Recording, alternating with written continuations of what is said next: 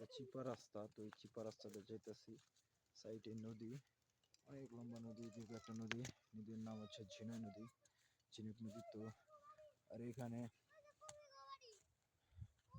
আর এটা হচ্ছে, এটার উপরে সব ফল ফলাদির গাছ, ভালো ভালো ফলের গাছ আছে, ফুলের গাছ আছে।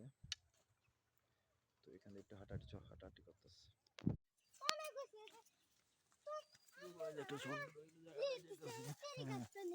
হ্যাঁ